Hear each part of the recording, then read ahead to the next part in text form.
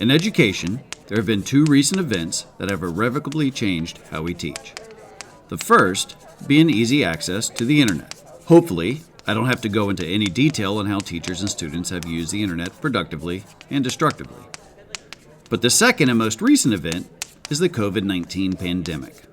Schools across the world shut down. Students, parents, teachers, educators, and national administrations raced to figure out what to do with education in this new world. Inevitably, before schools reverted back to in-person or resident education over the course of a year or two, students and teachers alike were thrown into the world of distance learning. This was a learning curve for all of us. Now, it's safe to say that the world is split into pre-COVID and post-COVID, especially when discussing education. And this is true for the military as well. In order to get a good grasp on the lessons we learned at Army Logistics University, I reached out to 4 individuals who can shed some light on the difficulties they had in transitioning from resident to distance learning courses, the best practices they learned in doing so, and how the pandemic shaped the way in which we teach and design courses. Welcome to the Instructor's Kit Bag, a podcast for all educators. This podcast comes out of Army Logistics University in Fort Lee, Virginia, and is hosted by me, Nate Ball. In this podcast, we hope to be able to help other educators through discussions of educational topics and techniques that can help us think about our profession in a forward-thinking manner.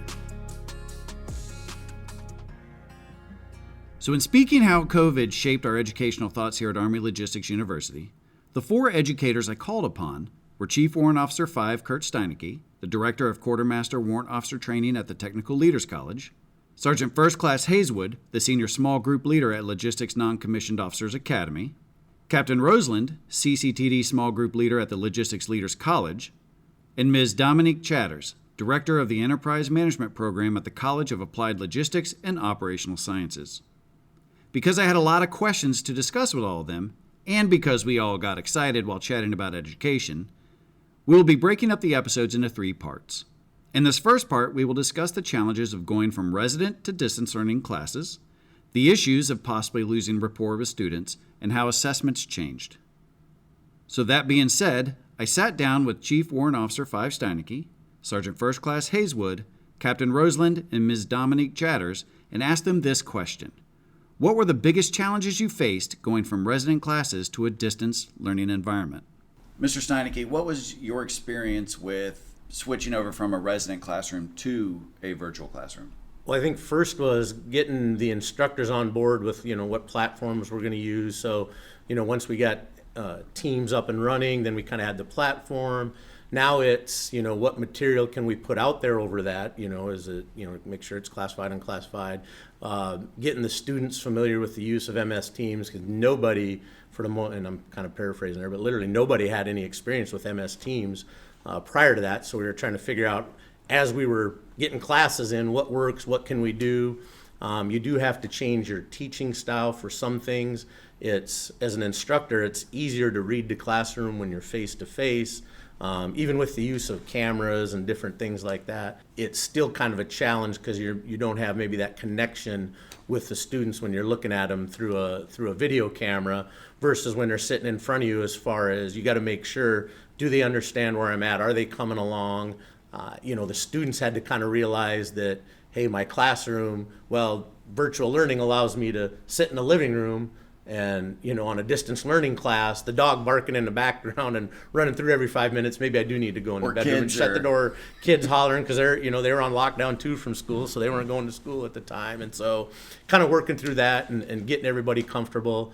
Once we kind of figured out a routine, doing comms checks the week prior and all those little TTPs that made, working through some of the issues we were having in the beginning was kind of critical for getting over some of those things we were seeing that we really hadn't prepared for before.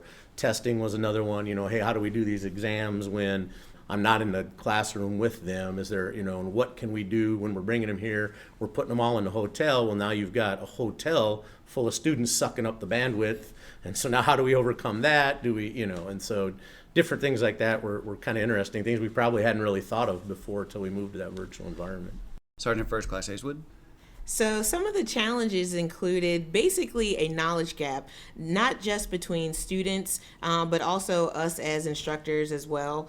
We had to become familiar really quickly with technology that maybe some folks weren't familiar with. I had a background, in Blackboard management, just because of college courses that I've taken over time and just working with our training developers. So it was a little bit easier for me and the instructors that I work with to transition to a Army learning management platform or Blackboard platform. But really connecting with those students, that was the biggest challenge. Going from coming to class to, now we're not seeing you at all. They're completely operating from their hotel room, which just that piece alone was a challenge. Dominique. One, I had to make sure that my learning objectives did not change, right? We had to make sure that whatever we were going to do virtually or in a blended environment still met the learning objectives, what every student was supposed to walk away with. Second, I had to work with my guest speakers. So I have plenty of guest speakers for one of the courses I teach, and they are not instructor trained. So to get them to the point where they were able to do it in the classroom took some work. Then I had to rework with them on how to modify how you approach it in a virtual environment, because lecture style does not work well in a virtual blended environment. And so that's what they were accustomed to. So that was some growing pains. And the third was just trying to be more creative in a virtual space to keep the students engaged. Most of my classrooms are very engaging anyway, because that's my personality. So I had to make my personality jump through a computer screen. Captain Rosalind. So our first off, our timing was a little strange because we had gotten the notification that we were going to go into distance learning, I think midway through Christmas break, while everyone was already scattered. So the first hurdle that we had to come together was how can we uniform this across all of our instructors? Because we want to give the same level of instruction to each of our students. And so we had been using the engine behind Microsoft Teams of providing all the instructions, all the material, because very similar, we're also very lecture-based, but we're also projects-based, which kind of encountered a few issues about trying to get people together to coordinate different requirements and execution requirements in order to meet a lot of intent. Now, what we struggled with is that trying to redevelop all this stuff in Teams, because we had done this before, in the early days of COVID, was trying to relearn what we had probably forgotten and taken it for granted back when we came to resident. And so what we decided to do was, in our phase, we had 7 instructors. We consolidated our entire phase, which per class, you're looking at around 15 to 20 people, into one class of about 100. The idea being is that we would take one instructor that would provide the material, like a subject matter expert, who had been very confident on the material, whether it was ammunition or maintenance, and they would teach that block. Behind the scenes, within the chat function, there would be 6 other instructors that could help manage a lot of that traffic. Because within Microsoft Teams, you have different methods of different mediums. You can type questions, you can speak, there's a little hand raise function that can help essentially dissolve a lot of that traffic so you're not overwhelming one instructor with 150 different inputs. And so that's kind of how we started. It was the simplest model that we had at the time. Going back, if we could probably refine a lot of our products and try to get everyone on the same page, we'd probably split that bucket into original teams. But I think the way we had handled at least the onset of Omicron, I think that was probably the most effective method we had. So, Mr. Seinecke, one thing that's interesting, especially face-to-face, is because you're seeing these students over and over again, and you see how you sort of set up that rapport, and you can see, is this student struggling? Is this student really just catching on quickly? Did you find that was more of a challenge in the virtual learning environment? I think initially, till we kind of, like you said, it's about building that rapport. It might take you longer to figure out whether somebody's on there or not. I mean, because I noticed I probably rotated my calls throughout, as far as who I was calling on. Maybe I did a little bit more of the calling on to make sure that we were keeping everybody engaged, because I necessarily couldn't see them. So I got to make sure maybe I do a little bit more of that as an instructor to make sure that the students are following along and are engaged, versus, because they can all kind of give you a north and south on the camera, and everybody's screen's 2 inches by 2 inches. So I just, you kind of got to make a dedicated effort. But I think at first it was, you're just, everybody's going along, everybody's getting it. And then as you do it, you're like, well, wait, maybe I've got to check a little more to make sure that somebody is struggling, or at least, and also letting them know, hey, look, if, as a learner, if this isn't working for you, you got to take some responsibility and come back to us and say, hey, look, I got it, but I am a hands-on learner, or I am and I'm maybe not getting what I am out of it. Encouraging them to speak up and say, hey, if something's not making sense to you, or you feel like you're not keeping up, let us know so we know to watch and keep that dialogue with you. Sergeant First Class Hazewood? So that's where, as an instructor, for me, that's where that interpersonal communication just kind of comes in. And that's one of the things right out of the gate that I try to identify. And when I say interpersonal, I literally would ask students in a personal setting, whether that's on Teams with a one-on-one phone call, or even through different discussion posts, hey, do you have any experience in a blended learning environment? Have you taken online courses? Do you prefer to be in class? So learning preferences, those things, I asked all those questions immediately because students oftentimes would tell, hey, this is not my bag. I do not care to, be sitting in front of a computer all day, or hey, even when it comes down to typing, I'm not super comfortable with email communications and things like that. That's something I really need to work at. And so creating that environment where students even feel like they can share that, I was able to identify whether or not there may be, even down to a learning disability. Because, some students, I've had students that have suffered from maybe dyslexia, or, that's been something that they've had to work around. Speech impediments, it became one of the things that kind of stood out during, the blended sessions, because they were having a little bit of a struggle trying to communicate certain things, maybe because of a lisp or something like that. Even some of the students that had a thicker accent. That's right, because in the Army, you're drawing from people from Alaska, people from the deep Floridian Everglades. They're everywhere. Yes. And that was in class, sharing those stories and those experiences about where you come from. It's still part of the virtual learning environment. Probably the whole first week, which is our non-commissioned officer Common Core week, where we just focus on basic NCO type functions. It's really a rapport building as well, getting to know your classmates, getting to know your instructor, and a lot of time those, from where you came from, that's brought out during those sessions. So sort of some team bonding activities. Absolutely. And things like that. Dominique, going from a face-to-face environment, then going to virtual, did you have any previous courses where there was already a sort of blended learning, or some was a little bit asynchronous, virtual at all, or? No, everything inside my college was all face-to-face. We have never touched that realm before until March, when they said, hey, you can't come back. You got 30 days to convert your course from a face-to-face to a virtual course. Go ahead and make it happen. So you're all, at this point, scrambling, probably. Correct. We didn't even have a medium at that time. So I was using Google Meet because my children were virtual. Okay. So I was like, okay, Google Meet sounds like a thing. Let's try Google Meet. Let's try Canva. Let's try Zoom. When I tell you we ran the gamut on every possible medium because the Army did not give us one and said, hey, this is the one, blessed be, and use this one. We were out there just learning on the fly, and YouTube was my best friend. Yeah, YouTube, now you can find anything to learn how to change a headlight on a 2001, Right. whatever car. And sure enough, there's a YouTube video for it. Captain Rosen, was that similar to you, or did you already sort of have an idea of what you were going to use? So in the operational force, it just so happened that at the time where a lot of the operational force was going, distance communication was also in the advent of Microsoft Teams was coming out. And so not necessarily from an educational standpoint, but from a meeting or teamwork standpoint, we always had, I won't say always, but we had Microsoft Teams to kind of fall back on, and we had a lot of reps in order to kind of figure out the meet function, how to kind of organize meetings, personnel, making sure everyone was on the same net and the like. And so having the fact that we had that practice in the operational force, whether it was for training meetings or command and staff, we were able to kind of pull very similar experiences kind of into the educational realm. So the foundation was the same, it's just kind of the methodology was different.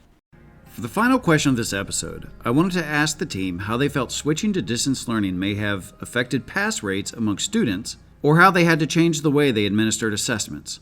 Here's what they had to say.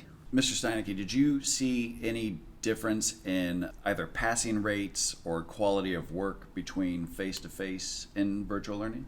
For the things that we were doing, we didn't. And it was that was one of our things is, is there a metric in here that's going to tell us whether virtual learning is working or not?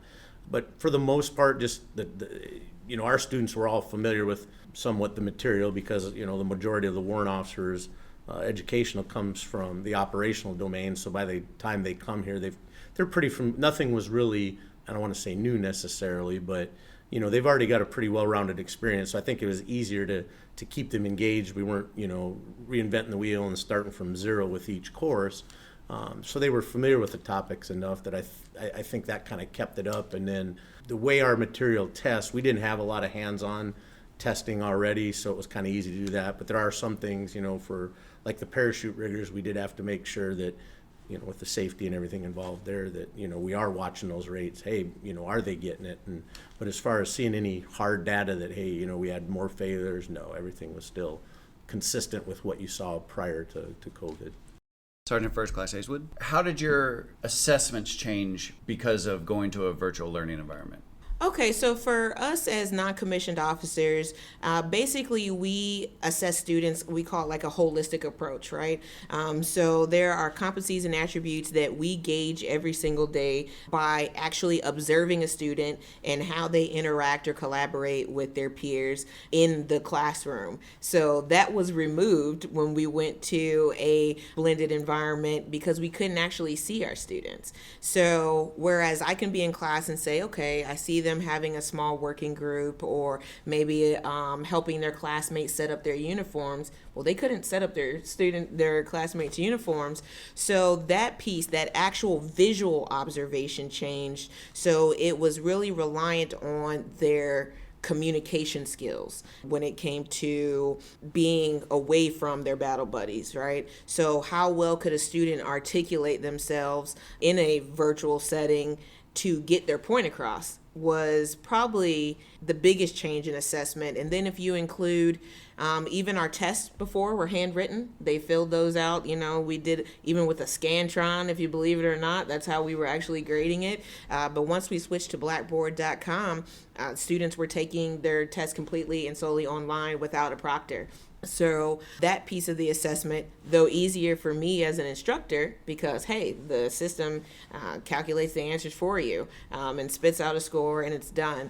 But for students, that in itself could be a challenge because, hey, Sergeant Hazewood, I have a question that maybe I can't, answer right then and there.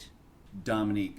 For me, it's like a gentleman's course, so to speak. So I didn't have like tests. So the assessments that I used resident had to change, like our check on learnings type thing. Normally I would have a bell in the middle of the room and I do like a Family Feud style and there's one person from each team and they stand there and they ring the bell. So for virtual, I had to resort to Kahoot that I learned from my kids because they were using virtual. So I made Kahoots for all of my check on learnings, broke them up into teams, and everybody had like weird hippopotamus names and then they would buzz in and they did not feel as self-conscious as standing in front of the classroom getting the question wrong, I felt, as opposed to just buzzing in the little Kahoot game to assess if they were tracking.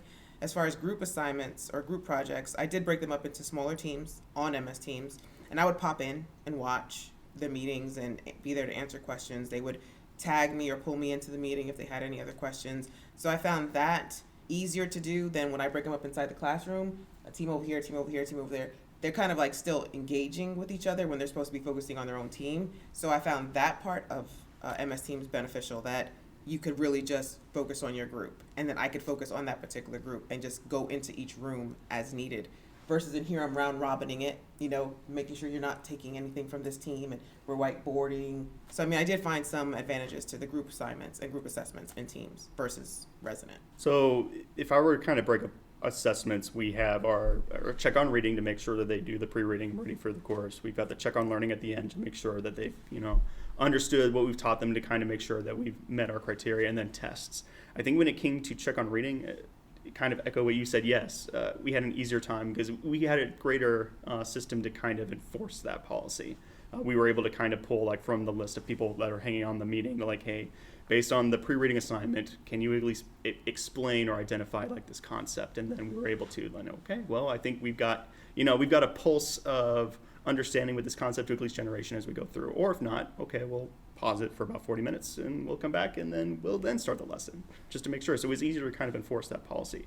Same thing for check on learning, but where our issues happened was for tests. And the career course utilizes, at least within the logistics phase component of career course, we utilize the Blackboard medium to kind of enforce tests. But in a resident site, we would have everyone log on Blackboard with their sheets of paper, and they would take the test and make sure that no one was cheating or using notes when they should have, because all of our tests are closed notes. To replicate that in a distant learning environment is exceedingly difficult.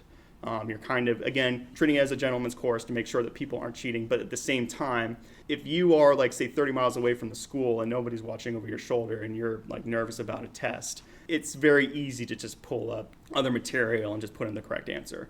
I think we knew that, at least we thought in our hearts, we didn't think we were going to be in distant learning for very long, depending on, like, how long Omicron was. So we knew that we were going to come back. And so we kind of assumed risk, saying, we're going to push tests a little bit to the right, depending on whether or not we were going to return. That gave them more time to kind of go through the material and then kind of focus on, like, group projects. That being said, that we had a greater expectation for results, right? We would make sure that when we printed out, like, say, manual copies or the like, that a different sort of expectation for kind of outputs of understanding the material if they're provided additional time to work on it. So I think we kind of figured out the check on reading and the check on learning, but I will admit we still have some work to do kind of on our assessment side of how we're going to work that on a blended learning environment. And that will conclude part 1 of our in-person and distance learning forum. Join us next episode when I ask the team about what they think the benefits of distance learning are, as well as the drawbacks. And again, thanks for listening to the Instructor's Kit Bag, a podcast for all educators. And remember, never stop educating others, and most importantly, never stop educating yourself.